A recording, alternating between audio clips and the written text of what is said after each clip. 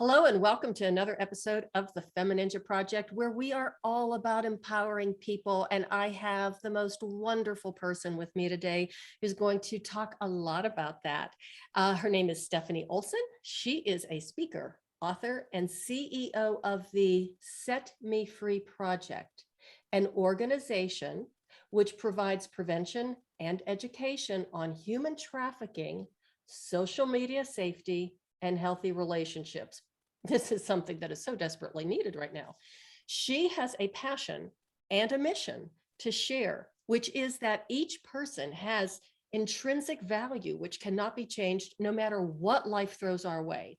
Stephanie inspires and empowers people through her resilience in life and leadership. She is also the author of multiple books, as well as the host of the very popular podcast, Resilience in Life and Leadership. Stephanie, thank you so much for being here and welcome to the show. Thank you, Cheryl. I'm so excited to be here. And I love that we are connecting again because Cheryl was a great guest on my podcast. So, oh, you're so sweet. Well, you are a fabulous host. And well, it was really fun. And I've just been looking forward to this for so long. And it's hard to believe. I think that we actually recorded that back in February. Yeah, I know. It was cold. Yeah, it was cold. Here. And it's not right now. That's right. Yes. So Stephanie, tell us your story. I'm just going to turn the floor over to you because in, looking at your history and your life story, it was not an easy road. Not easy. No. Not easy at all. And I think that is so inspiring of how you were able to overcome all the things that you went through, and what you're doing now is just so phenomenal. So take it away. Thank you. I appreciate it. Well, I always start with I was born, and that makes people nervous because I swear I'm not going to talk that long, but that's really where it begins because I was born in 1969. So definitely not, not in the modern times. And I was born to a white woman and a Black man. In a biracial relationship, which right then and there was not easy. And I was also born out of wedlock. So 2 strikes against me right there. But my mom and biological father did get married, but he was an extremely abusive man. And so he abused my mother severely. And although he didn't physically abuse me, there was a lot of neglect and a lot of, whenever we're dealing with somebody who's abusive, it's amazing how that can change who we are as individuals. And so that neglect was almost forced upon my mom in certain areas. And so she bravely escaped that relationship when I was only a year old. Wow. But my biological father ultimately never really did anything after that to, there were no Christmas cards, there were no birthday cards. He did nothing to acknowledge that I existed. And so as a little girl who wants to be daddy's little girl, the idea that, okay, my own father doesn't think I'm worthy of a phone call, I must not be worthy. My own father doesn't love me, I must not be lovable. And so all of these things were ingrained in my mindset. And I think that it's really important to understand that that trauma that you experience in the first 5 years of life, trauma is trauma. And, we all experience trauma. But I think sometimes we discount it when it happens early on because, kids are resilient, which is the opposite of what true resilience actually means. That's just a way for us to feel better about how we raised our children. And so I think that we have to remember that the trauma that kiddos experience in that first few years of life is critical. So that really set me on this trajectory of really trying to find that worth and that value that I didn't feel. And my mom moved in with my grandparents, her parents. And so that was a really good thing. I had a good upbringing. I Mhm. was raised by my grandparents early on. My mom met and married my dad. And I always differentiate between my biological father and my dad, because Mhm. any guy can be a father. It Mhm. takes a very special man to be a dad. And so she married him when I was 6. He adopted me, but he was a 30-some-year-old man with an insta family, with a biracial child. I mean, that is a lot to deal with. And so what I needed from him, he was not able to Mhm. necessarily provide. Mhm. And although he was an amazing man and an amazing dad, um, I wanted to feel something that just wasn't Mhm. something that was there. And so I spent years just trying to fill that void in my life, and it did not go well. Mm. I can imagine. Yeah, yeah. And so early on, in my junior high years, developed eating disorders, and that is really just a way to gain control. But it was in Mhm. high school that I started drinking, found Mm. alcohol, and let me tell you, it made me prettier and funnier and happier. It just was something to numb all of that pain and anger that I had experienced through the loss of my biological father. And so drinking began, and it's really interesting because alcohol was always different to me than it Mhm. was to my friends. Mhm. And I think there's two kinds of alcoholics. There's the kind that were kind of predestined to be alcoholics based on their family genetics and based on their life. And then there's the ones that are developed out of habit. Mhm. And my grandparents drank a Manhattan every day at 4 p.m. sharp, every day.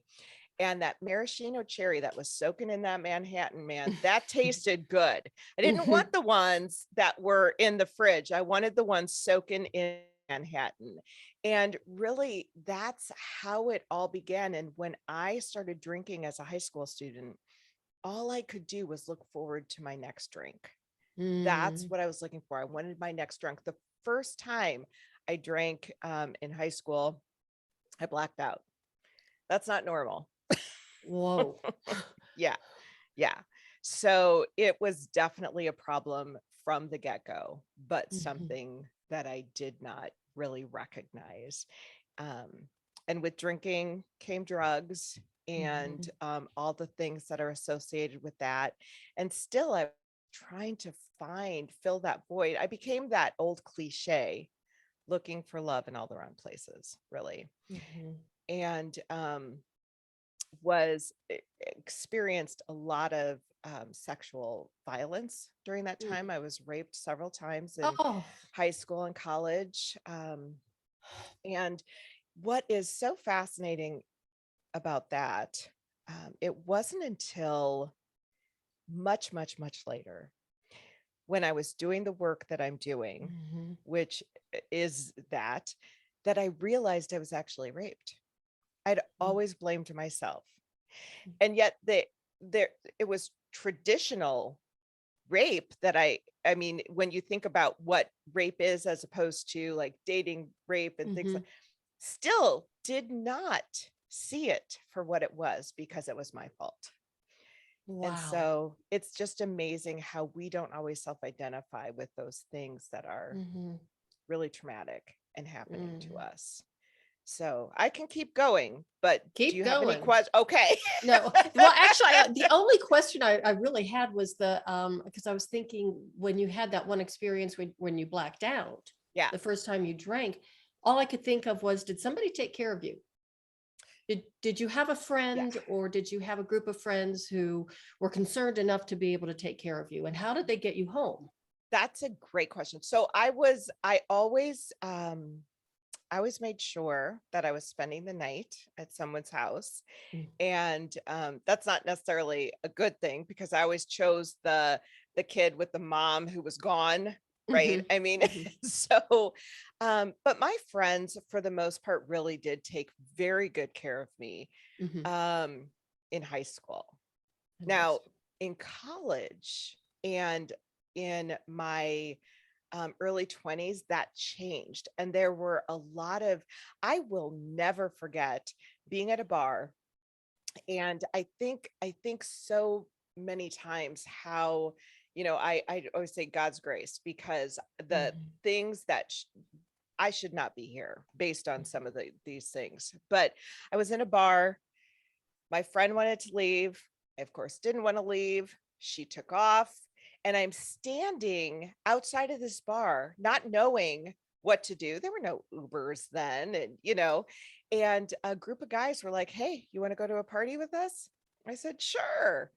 Got in a car, went to a party with these guys that I have never met. They actually, to their credit, dropped me off at this party. And one of my friends walked up. This amazing guy that was a good friend of mine walked up and said, "What are you doing?" And so there were always people in place. And Mhm. when I look back on my life and some of those things, I think, wow, there were always moments where it could have gone very awry that it didn't. So Right. yeah, Wow. And one of the things that you said that I found very interesting, because you use those words, God's grace. yeah, yeah. And it was kind of, as I was going through your profile, the grace of God, which Hmm. got you to where you are today. And you do even Truly. talk about that in some of your speaking Yeah, events and in some of your books. absolutely. Yeah. I have a very strong faith. And I really do believe I would not be here today if it weren't for God's hand on my life. Mhm. And I um and who knows why. Yeah. You look at, because I think, wow, there are so many times um that there were times. It was really interesting looking back, because there were even times when I think I didn't do that because of whatever reason. I Mhm. never was never willing to try cocaine because I knew I would be addicted. Wow. I don't know why I knew that, but I always knew if I try cocaine, I will not come out of that. Wow. And so there were little things like that I always see God's hand in Hmm. in that area. And so yeah, it there were definitely things that I went through, but there were things that it's like, no, I'm not gonna go there. Or Hmm. I made the decision to not do this, or whatever it is. But Hmm. yeah, yeah. Wow. Well, thank goodness for that, or shall I say thank God for that? Yes, Because absolutely. it, Yeah. like you said, it could have gone very wrong. Awry. Yes. Yeah. Yes. It's putting it mildly. So then, okay, now we're out of college. Yeah. So college parties turned into bars. Hmm. And I was, by this point, drinking a lot. I mean, almost daily. Hmm. Um, and now I could legally buy alcohol. And so it was in my home. And I met a guy in a bar. Of course, that's Of where you want course. to meet him, right? And this guy was a catch. He was a drug dealer. And so if anyone's listening, Yay. they are not somebody that you want to hang out with, right? Good to hey, let me write that down. Okay. Yeah, yeah, that's a keeper. So, but it was just more of that wanting to feel that love from whomever Mhm. is going to show it to me, right? And so after a year of whirlwind of dating and drunkenness and drugs, I married him.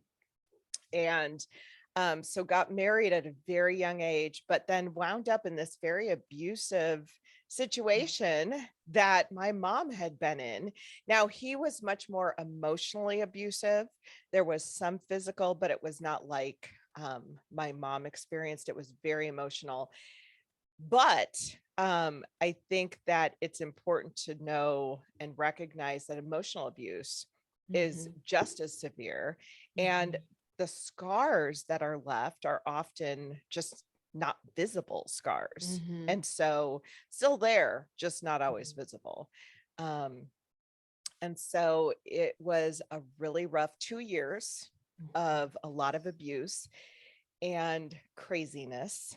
And I was just exhausted. I remember this very vividly. I was tired. I just wanted to sleep. And Mm. I took a bunch of pills and a whiskey chaser and ended up in the hospital. Oh. And I kept saying things like, I just want to see my grandpa who had passed. Oh. And so I wound up on the suicide ward for a week. Best thing that ever happened to me. Truly Mhm. the best thing, because it gave me that break from all of the chemicals, certainly, but also put me in front of a lot of therapy. Mhm. And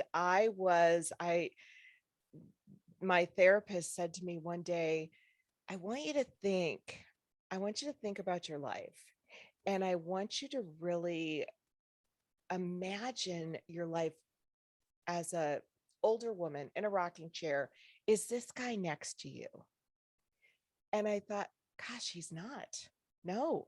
And I left my husband after a lot of pain. Now, I had not told my parents about the abuse at all, Mm. because I had always been of the notion that if you are in a relationship, don't tell your parents or your friends or whomever anything bad that's going on, because you're going to get back together with this person. They're going to hate him. So I Mhm. kept it quiet. But my narcissistic husband would call my parents and say, I'm worried about Stephanie. She's not well. She's crazy. She needs help. And so they had this backwards view of our relationship the entire time of my marriage. And so when I announced I was leaving him, it wasn't, thank goodness, Stephanie. It was, what Oh. are you thinking? Yeah, Oh. it was bad. It Yeah, was bad. that is bad. Yeah. Now, they were also very supportive. He took all of my money. I mean, it was just a disaster. He left. I mean, he stole everything from me. It was, but I was out and I was Mhm. safe. And Mhm. that was really the beginning of my journey to healing. Let me ask you this. Yeah. How old were you at that time? I was 24. Wow. Wow. Way too young to get married, in my opinion. Yeah. But Yeah. I mean, Yeah. to have that kind of depth of understanding and that much self-awareness, of course, you had to kind of have that proverbial 2x4 across your head to get Yeah. it and spend a Yeah. week in the, suicide ward. Right. But yeah, to be able to realize this is not going to be the rest of my life and I have to make Yeah. some major changes. Yeah. And thank goodness we didn't have kids. I mean, there was, Right. it was much easier than a lot of women in abusive relationships deal with. Mhm. And so I was very blessed on that count, because I was able to leave. And Right. even though I left with nothing, I was able to leave and never see him again. You And left with so your own personal safety. exactly. There's Exactly. one other thing I just wanted to mention because you were talking about, the emotional wear and tear and the Yeah. emotional abuse and the emotional scars that you're left with. Yeah. And it's interesting because it just kind of popped into my head. The emotional scars are just as deep, Oh, they are. but because we can't see them, Right. a lot of times they're ignored.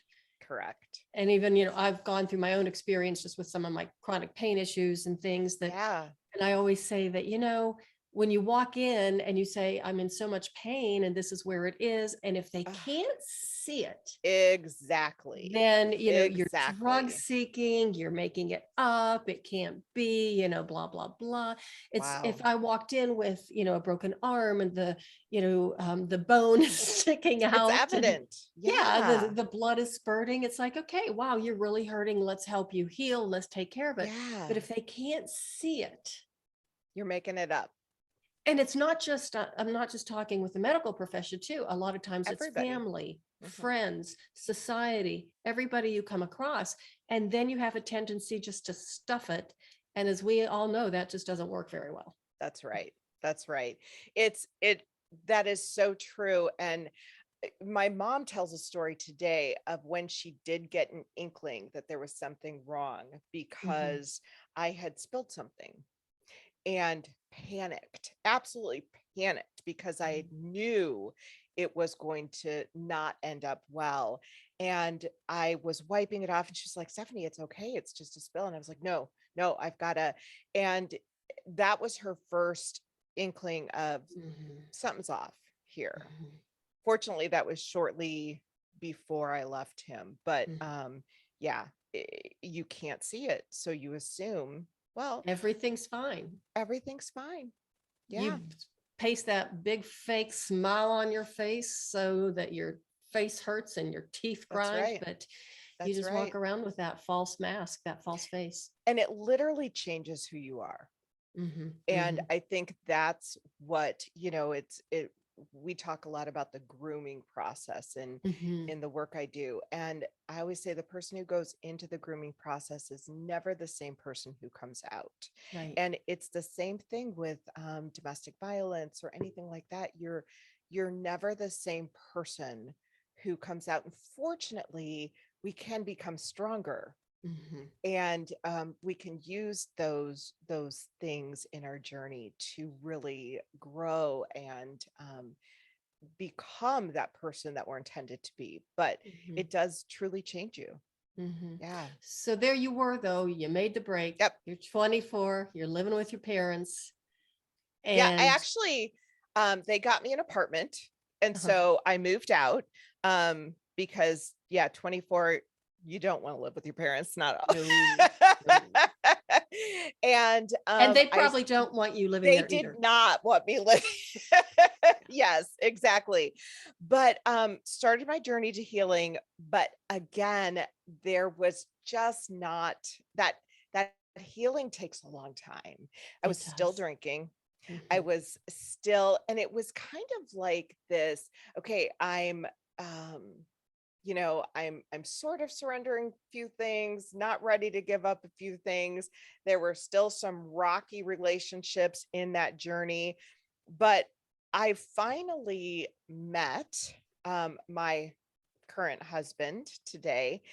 And I don't know how, again, grace of God, because healthy attracts healthy.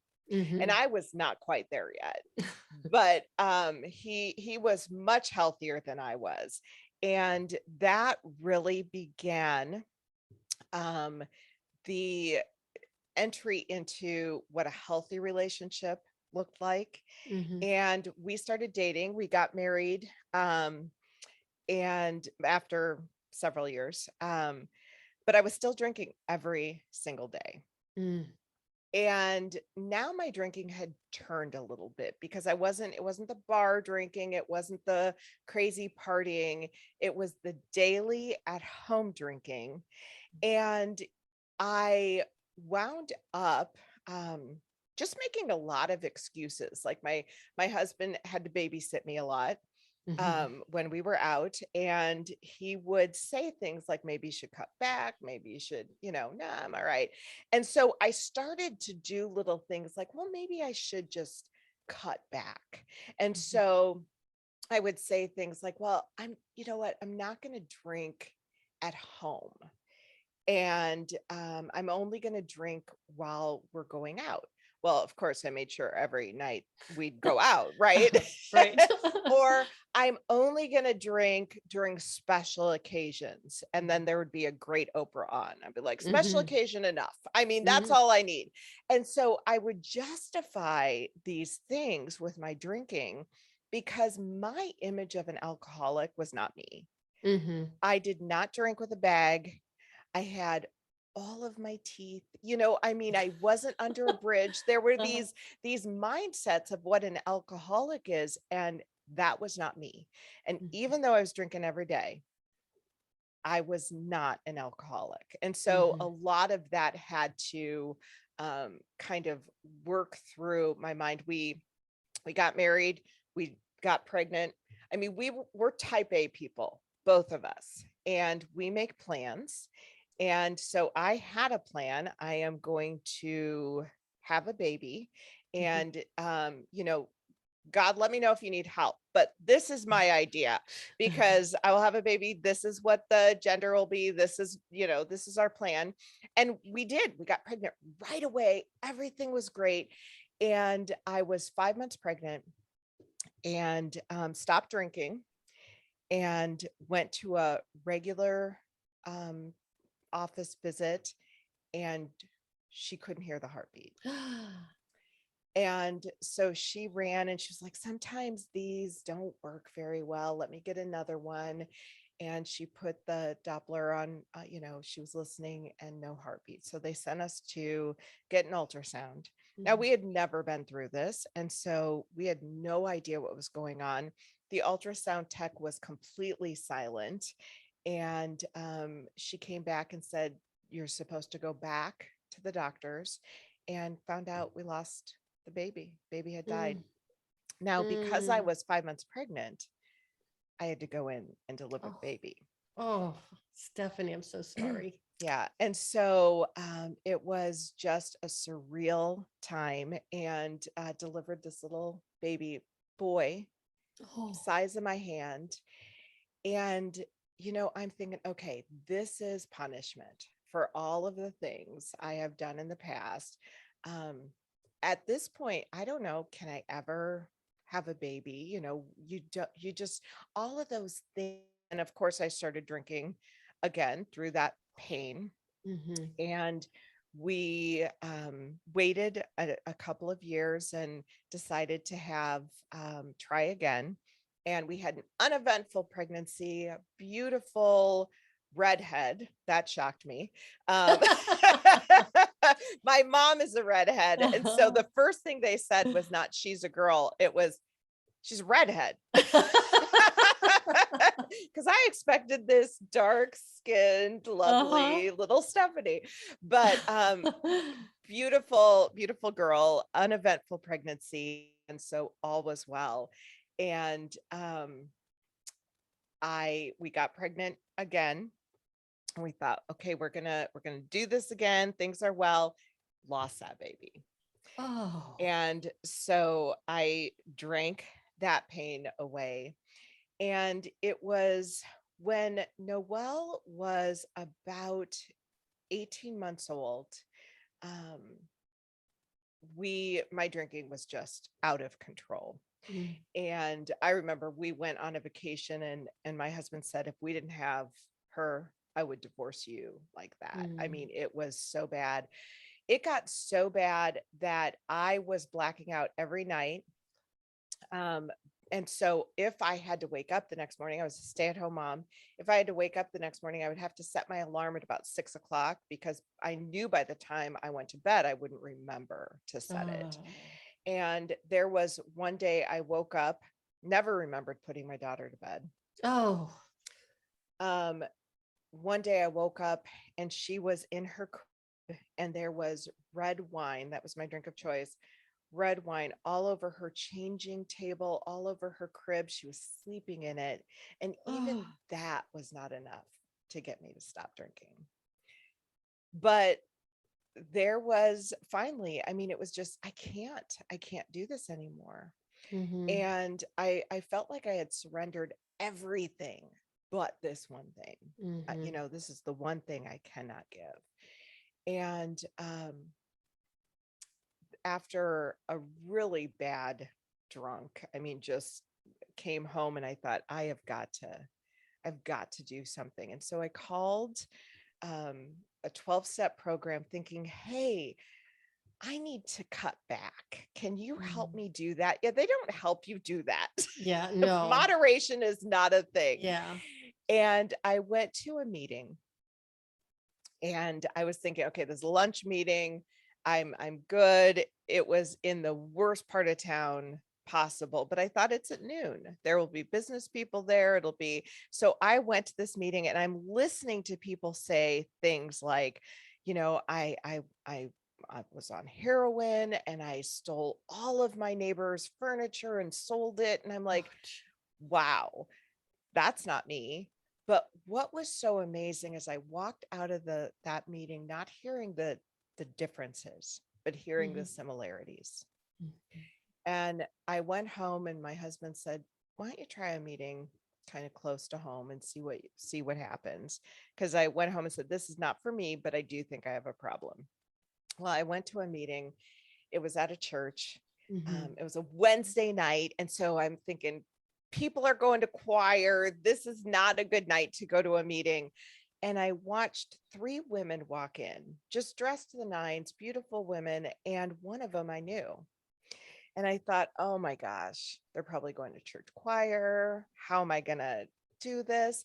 And we all walked in together, and there was a sign, and one of them put their finger on where the meeting was and said, looks like we're going to this room. And we walked in together, and she looked at me and said, is this your first meeting? And I said, Mm. it's my second. They took me under their wing. One of them actually became the one I knew became my sponsor. And I Mhm. found out that they had never been to that meeting before, nor had they gone since. That Whoa. was God. Yep. Just put them Whoa. in my life. And I got sober.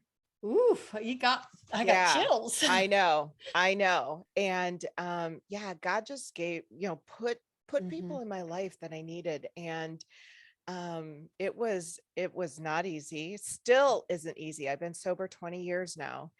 And Congratulations. thank you. Thank you. But it is a journey, Mhm. and it's a process.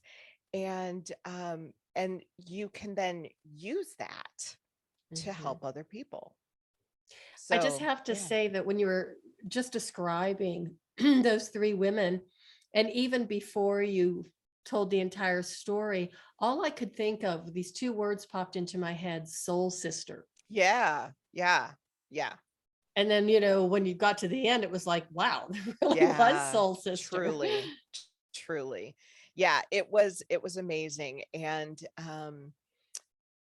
they are, the my sponsor, I'm not sure she's really my sponsor anymore, but she's still a huge part of my life. And adore her. And it's just amazing how instrumental people can be, and you don't even realize sometimes that you're going to wake up and today is the day you're going to make a difference in someone's life. Right. And you may never even know what you did, but Mhm. there are always those opportunities to really just shine a light in someone else's world. So That's yeah. awesome. Yeah. Wow. Okay, so I had a question and then it just went away, and that happens to me sometimes. Yes, it'll come So back it will at come 3 back. a.m. I was gonna say that. That's exactly when it comes back. three That's o'clock in the right. morning. It's just like there it is. So I'll make sure I'll get out of bed and send you Yep, an email that or sounds something. great. Yeah, exactly. Okay, so at this point, then you're going through it, the recovery stage, let's just say, Yeah. or the recovery phase. And at what point did you decide to start, this journey of I mean, I am so blown away with what you're doing with the Set Me Free project, Yeah. teaching people about safety on social media. That is so huge. And healthy relationships. I can see where you got the Yeah. Yeah. uh, yeah, personal experience with that. So what happened then? But first, I do want to know a little bit. How is Noelle? That's your daughter? Oh, she's awesome. Yeah, so she is actually in New York. Mm. She is training with Alvin Ailey School. That's And right. yep, yep, Yes. she's fantastic. She just came home for a little visit. But she's amazing. Still redhead. Oh, excellent. I love that. And I am Yes, not, well, I guess I exactly. shouldn't spill all my secrets or whatever, but No need this to say really, anything. yeah, there you go. It's a little enhanced. Let's just put it to you that way. Because the last time I talked to you, I think that she was doing online classes. They did have to go to Yeah. online classes for a while, which Yeah. is really hard in a New York apartment. Yeah. Yes. Yeah. Yes. And COVID kind of she wound up taking a gap year for Mhm. a while and came home, and that was amazing for mom.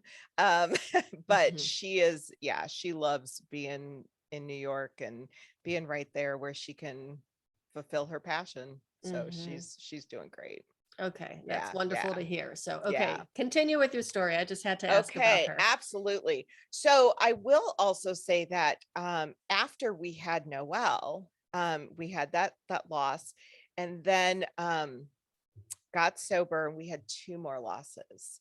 So lost 4 babies. Oh, Yeah. I'm so sorry. But this time I was sober going through it.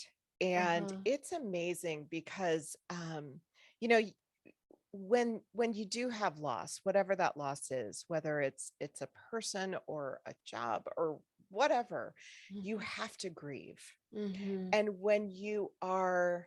um when you are numbing the pain with chemicals, whatever they are, you're not able to grieve.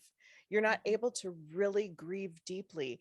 And so what was so fascinating was, while I lost these other two sober, I had to grieve the first two.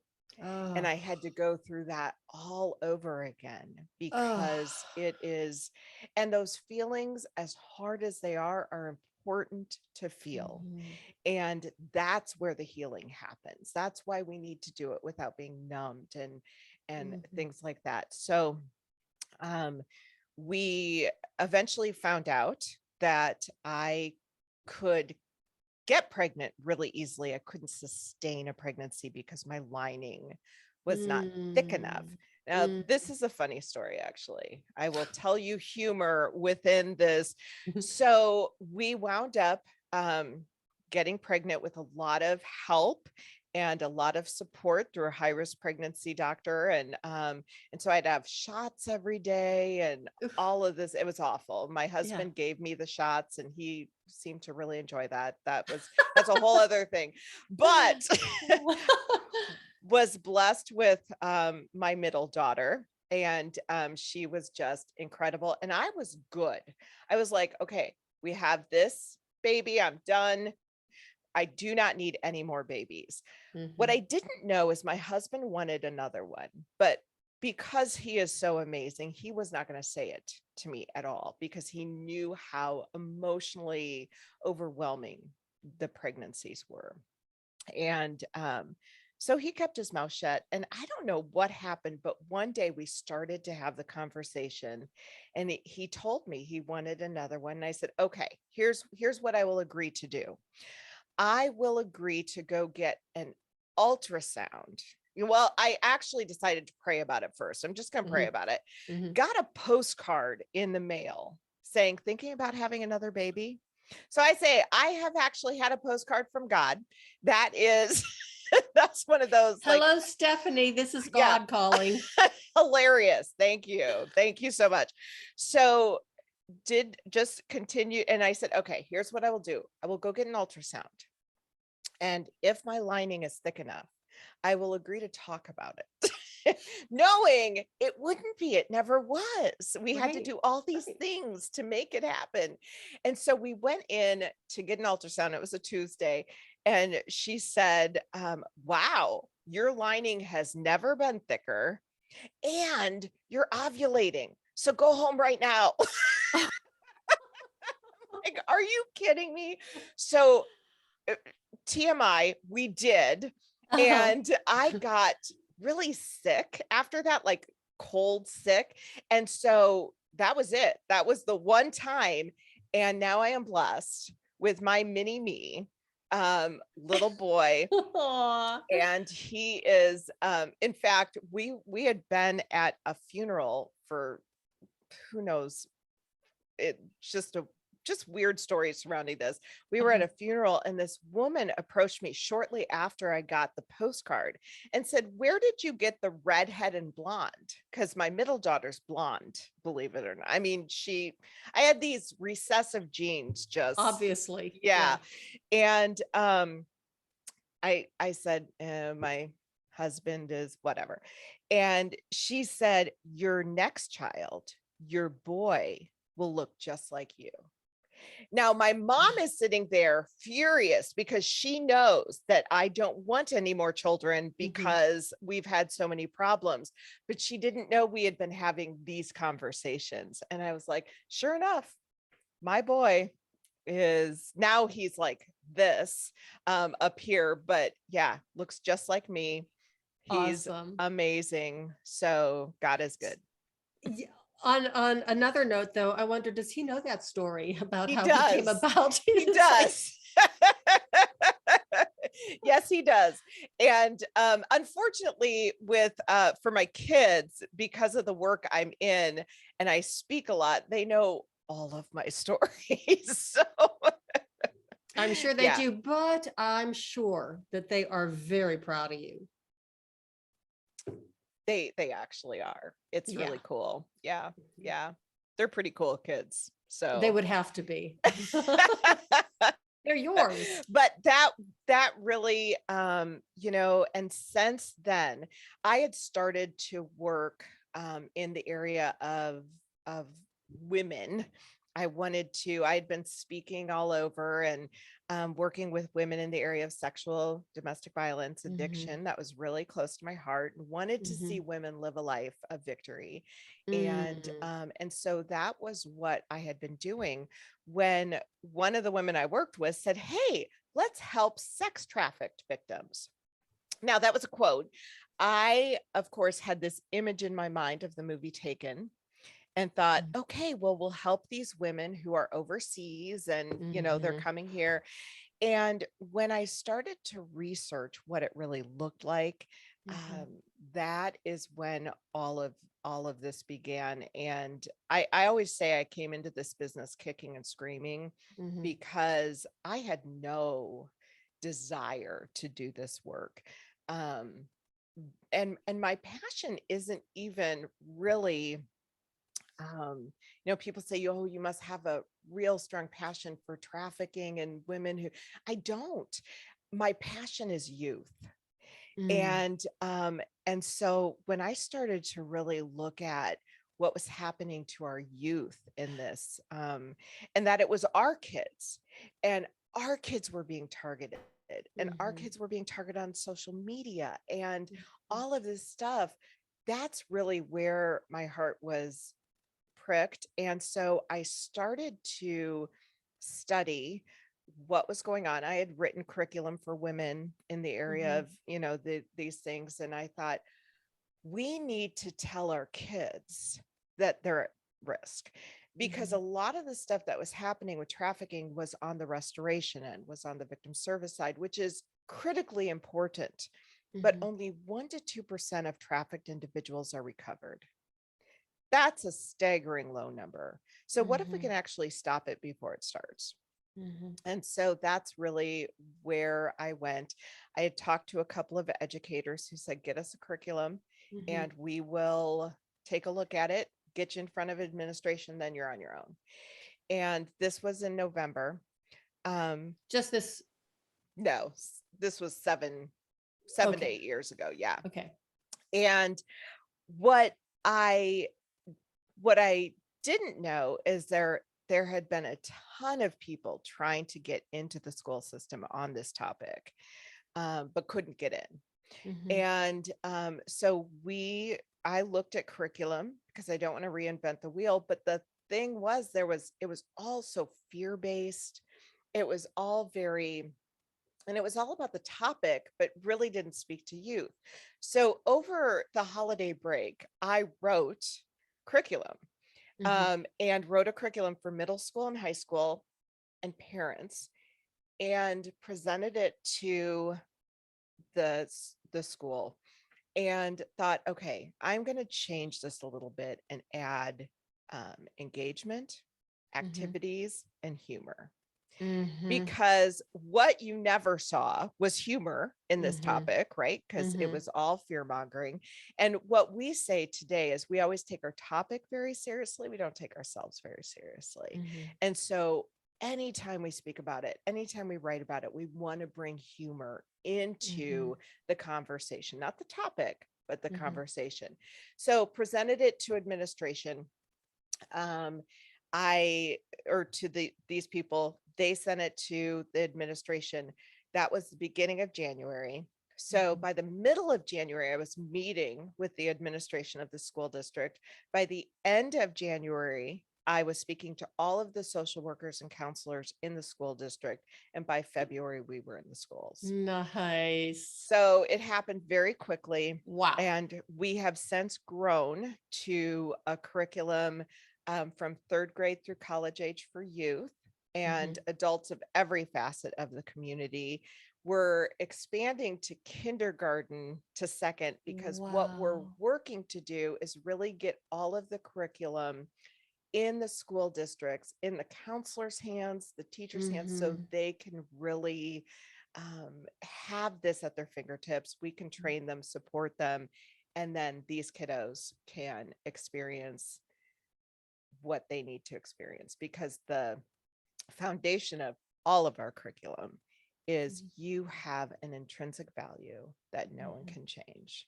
Mhm. And it's amazing how many of our kids, and of course that was developed out of my need to Mhm. know that I had Mhm. value, that it Mhm. didn't come from my biological father, it didn't come from other people, it's just who I am. Mhm. And it's amazing how many kids do not know that, Yeah. have never been told that. Yeah. And so that's the foundation. Wow. What a story. What I kind of want you to elaborate just a little bit, if you Yeah. can, about like when you started to look at what trafficking really was. And I've had somebody on the podcast, oh my gosh, it was like 150 episodes ago, Hmm. um, who was really into like, online pornography and sex Yes. trafficking and all of these things that were going on. And there was actually an incident, in the outside of Denver. I think it was actually 2017, where like more than half of the kids in one of the local high schools were being trafficked right under the noses of their parents and everything. I mean, Yes, it was just that's horrifying, exactly. Yes. In fact, horrifying. the number one place, and I'll define trafficking here in a second, but the number one place traffickers lure the individuals they traffic is social media, number Hmm. one. But one of the top five is schools. Hmm. It's not what it looks like or what people think it looks like. Right. Because what I thought of was, foreign country, someone Yep. gets captured, nabbed, Yeah. kidnapped, and, Yeah. thrown in a van or whatever. And Yeah. I was horrified to hear the Right. details about it. And like you said, they are being groomed or being, Groomed. Hmm. enticed into this on social Yes. media. Yes. And they're still kids, even if you're in high school. And Yeah. the human brain isn't fully developed at that point, and sometimes you don't make the best judgments until you're into it so deep. And then of course Exactly. they were threatened, if you tell, you'll Yep. never see your parents Yep. again, your little sister's going to disappear, blah blah blah, all these horrible things. So Hmm. yeah, Yep. that's why I'm so passionate about trying Yeah. to shed light on what it really is, so we can It's help huge. prevent, our Yes. kids. I don't even have, children, and I don't have, any of my own family members here in town, but this is really an important It's topic. it's all of, yeah. It, I really appreciate you saying that. And so let me just define it really quickly and then I want to speak to that because human Okay. trafficking is the buying and selling of a human being through for the personal profit of another Hmm. through force, fraud, or coercion. Now, those are the key words: force, fraud, or coercion, because Hmm. we often think of that force, what you said, kidnapping, throwing into the white van. Oh my gosh, what happens if I go to Walmart and somebody parks next to me or they're following me? That rarely happens. In fact, kidnapping is usually not a part of trafficking. And we often think about that. It's sensational. It makes for great movies. It Hmm. makes for Hmm. great memes or posts or whatever. Hmm. But the majority of trafficked individuals know their trafficker before they are ever trafficked. This Oh. is relationship building. And I always say traffickers build great relationships. We have to build better ones. Hmm. That's what it's about. And so also, the majority of trafficked individuals don't self identify as trafficked. So, just like I spoke about my rape and I didn't self identify that I had been raped, most trafficked individuals don't even self identify that they're being trafficked because this is my partner. This is my Right. mom. We're seeing a huge increase of familial trafficking. So moms and dads are the traffickers, grandmas and grandpas are the Oh, traffickers. Yeah. And so this is someone I love. This is someone I trust. I'm not choosing this. And if you ask a trafficked individual if they're being trafficked, the response will be no. This is a choice I'm making. And so that's where it departs from our myths of trafficking. mhm, This is relationship building. It's a grooming mhm. process. And sometimes that grooming process can take a year before they say, now I want you to do this. And you don't even realize that you're into a situation that you would not have normally done because you've trusted this person. You love Mm. this person. You respect this person. Ugh. Yeah. Yeah, there are no words. I mean, there No. really are no words. And I think I've been speechless maybe a handful of times in my entire life. Yeah. Yeah. I could not imagine. And, that's why I asked, because I sometimes that not so funny uncle, Yes. and Yes. there's a Right. specific person I'm thinking of. Yeah. And I've always been like, something is really super Yeah. wrong here. Yeah. Really Yeah. super wrong. Absolutely. Well, and that is the bottom line. You usually know your trafficker before you're ever trafficked. And so I think that, and the other thing, a lot of people with the mindset, especially those who are in a more privileged, world. Right. Well, that's happening to those people over Right. there. Yeah. Yeah. It's not ours. It's not Yeah. ours. And what we need to realize is that social media has opened up a whole different Mm-hmm. world, and traffickers go after the vulnerable, Mm-hmm. and anything can make us vulnerability is not necessarily a weakness.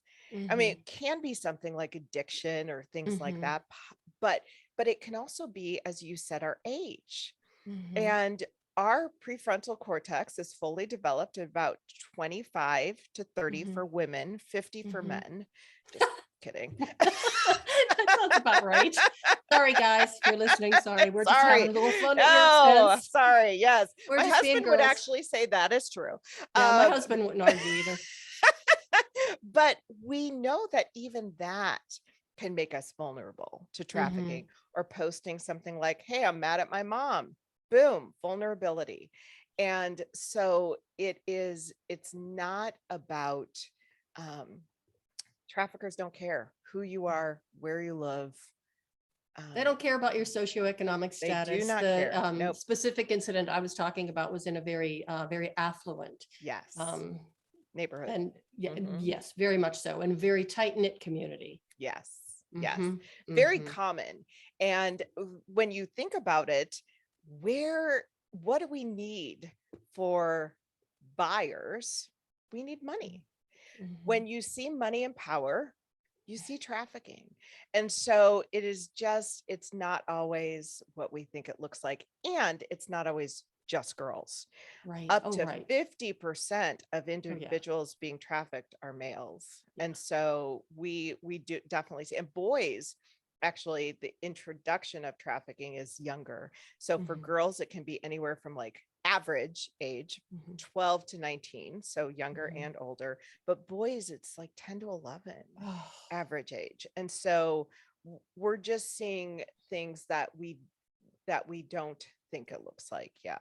I have another question, because when you're talking about, of course, it's the money exchange. Yeah. And when you were talking about that at the very beginning of this conversation, this was something that absolutely blew me away, because it was another woman who was talking about trafficking, and she says that they can be sold multiple times over. Oh, well, and that's the bottom line. If I were to sell you drugs, Uh-huh. I have to replenish my supply. And so Right. there is a literal limitation with Mm-hmm. that. But with a human being, I can sell that same person, and often up to 30 times a day is the Oh, actual, yeah. Yeah. Which is why, and when you talk about prostitution and sex work, I that's a controversial issue too. Like, Right. where the ability to choose sex work, for example. But when we really think about, first of all, how many people grow up and say, gosh, do I want to be a prostitute or a Disney princess? I Yeah, mean, right. that just does not happen. Mhm. So what is the trauma that was taking place to make that decision? Is that a pure decision? Is that coming from a, yes, this is what I want to do? Or is there some sort of coercion there? And there is a statistics disappear very quickly in the trafficking arena, Yeah.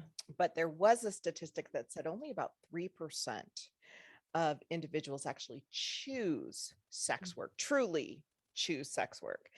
And so when we think about the buyer side and the demand side, we have to really understand what we're buying. We're not Mhm. buying somebody who just loves sex and just can't wait to be with you. We're buying a victim. We're Mhm. buying someone who's being forced to do this. So I'm just really curious too about the people who are, doing the trafficking, like the The perpetrators. traffickers, yeah. Yeah, the Mhm, traffickers, especially if it's like, a parent, a grandparent, a family member, a family friend. Do mhm. they ever get caught? How, for Yes, our audience who are probably, as stunned as I am right now, thinking, how would I be able to identify this adult who is doing this to a right. child? Yeah, Because to it's me, hard. this is a communal problem. This isn't just, Thank you. It truly is. And that's why that prevention piece is so important. But prevention has to be community wide. I mean, this Mhm. is huge.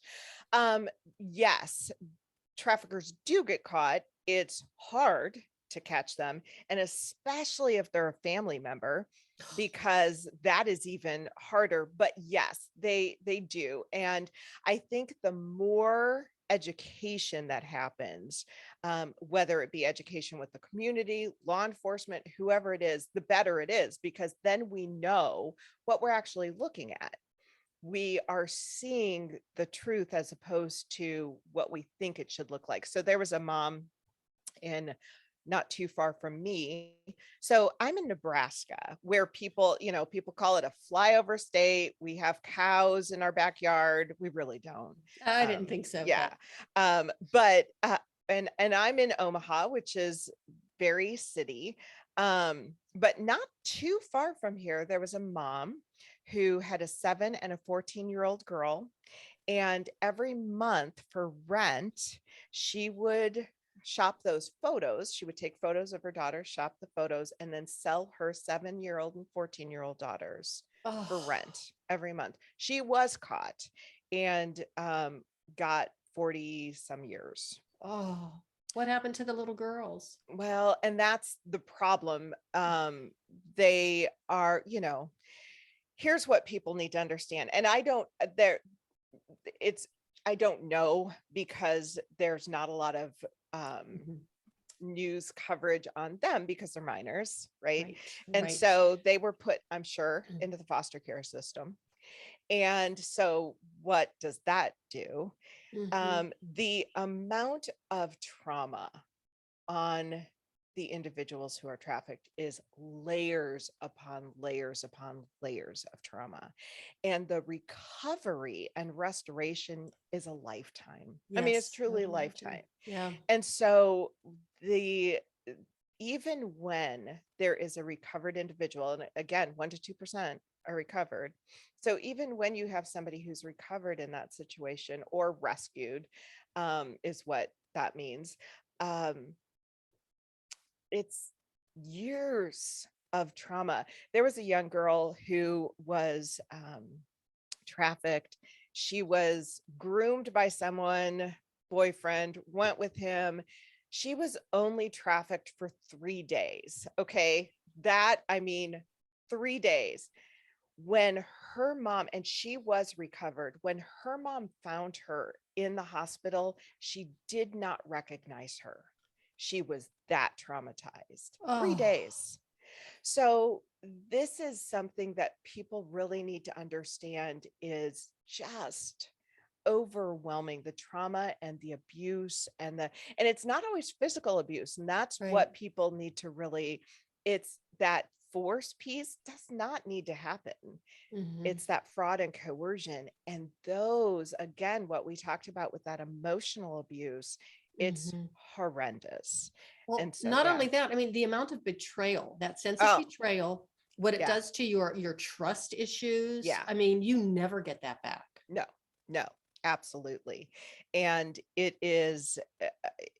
it's talk about changing who that person is. Yeah. Yeah. And so this is again why the Set Me Free project really has this desire to prevent it. Mhm. A lot of and you know what? Prevention is not sexy. People don't like to talk about or fund prevention because Mhm. it's not tangible. Mhm. But there was a young boy, and I'll share this story because there was a young boy. We were educating, one of our educators was in the school with him, and he came up to our educator after class and said, "No one has ever told me I have value. I have never heard that." And so we started having this conversation. He disclosed that he had been sexually abused and was now being sexually abused by his brother. So it was really infested in his home. And so, of course, at that point, we do have to intervene and report. And then we usually don't know what Mhm. happens. We're out. And because of confidentiality reasons, Mhm. you can't know. Well, this little boy contacted us. He emailed us and said, "I just want you to know I was taken from my home, but for the first time ever, I feel safe. Oh, And I want to thank you for helping." oh, Then he emailed us 1 month later and said, "Hey, I just wanted to let you know it's my birthday and I'm having a birthday because of you." oh, Yeah, jeez. Oh, that's why we do what we do. Yeah,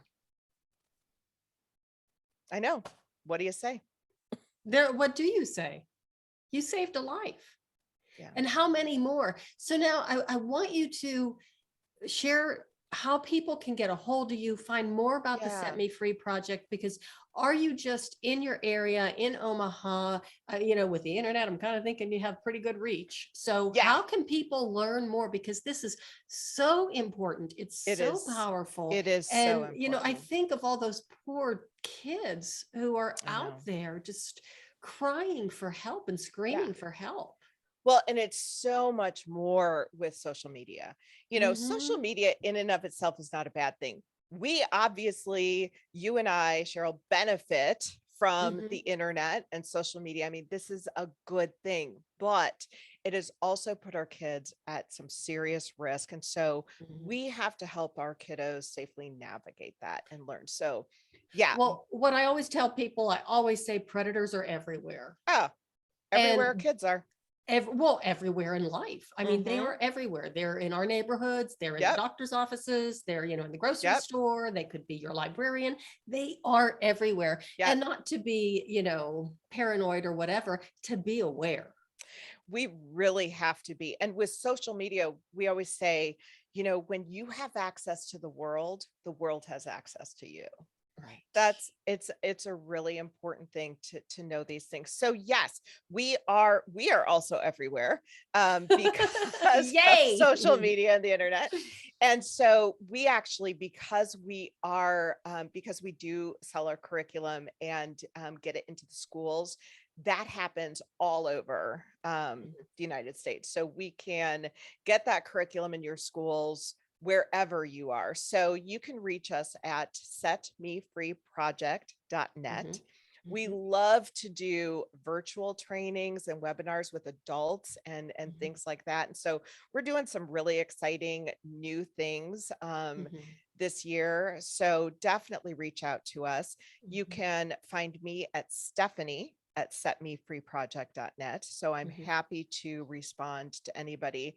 But then also on my speaking, you can reach me at stephanieolson.com. So STEPHANIEOLSON. I always say spelled correctly.com. And we'll have all of these links included on the episode. So they will be in the show notes. And then really quickly too, I also want you to talk about, both your books, because you've got two that are Yeah. published already. And little birdie told me there's a third one on the way. And also then, so tell us about your books and then about the podcast as well. Yeah, absolutely. So the books are, one of them is my personal story, with a faith-based, focus, and it's called Jesus is Passing By. What are you waiting for? And then I also have a book, that I wrote with my sister and a friend, that is on just really abiding in Christ and prayer life and things like that. I am currently writing a book on human trafficking and what that looks like specific for parents, and what what you can really do to protect your kiddos and what that might look like. So yes, and the podcast Resilience in Life and Leadership, I just love, have so much fun. It is very much on resilience in life and leadership. So it covers a ton of different, there's a lot of different stories, a lot of different guests. I love doing the podcast. Cheryl, one of my favorite guests, truly, with your story.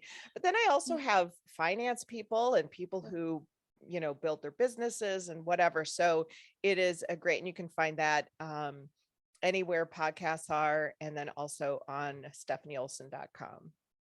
Okay, one more thing. When do you anticipate?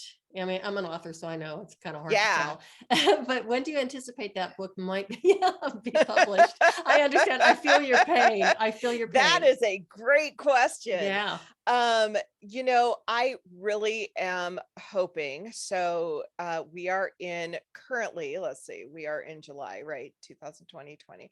I am really hoping by next year at this time, it being out there. Could be sooner, could be later. I don't know, but I'm hoping that my goal would be the end of this year, actually, but I'm not gonna commit to that. Well, when Stephanie plans, God laughs, but not all the time. So I would I would put that out there and just ask for a little bit of guidance or help on that, or direction, and you might get a postcard in the mail tomorrow. You never know. Or a text now. We're definitely more technology driven. So back then it was postcards. Now I might get a text. Who knows? That's right. You never know. Or an email. You just never know. Yep. So Stephanie, oh my gosh, thank you so much for being on the show. I just love talking to you. You are an amazing woman. I am just so honored to know you, and so honored to, have you in my little circle. Well, it's an expanding circle of friends and colleagues. And I would love to have you on the show again, especially get an update on what's going on with the Set Me Free project and the book when it goes, when it gets published. Even before it gets published, I would love to have you on the show again, so you can tell us a little bit more about that. And I mean, thank you. I cannot believe this has been such an empowering episode. I knew it would be, but you surprised me quite a bit there. Wow, I feel very honored that I surprised you. You rendered me speechless twice in one day. Awesome. That's pretty amazing. That's awesome. Well, it was an honor, Cheryl. Thank you. Do you have any final words of wisdom before we wrap up? Or gosh, well, I guess what I would say is that God wastes nothing. And so I think when you're looking at your own story, don't count yourself out, because all of the stuff that you have gone through, all of the stuff you're going through can be used for really amazing things. And so I think that is a really important piece to recognize, that your trauma, your pain, your journey can be used for extremely positive things. Excellent. Thank you again, Stephanie, for being on the show. I really appreciate it. And everybody, thank you so much for listening. And wow, this was such a powerful episode. I'm still just blown away. So do check out the Set Me Free Project. Do check out Stephanie's podcast. She does have some amazing guests, and I'm not saying that because I was one of them. And check out her books and keep an eye out for what might be coming down the pike. Just connect with her. She's an amazing lady, as you can tell, and just, beautiful spirit inside and out. And that's all I really have to say about that. Thanks for listening. And that is the way of the FemiNinja.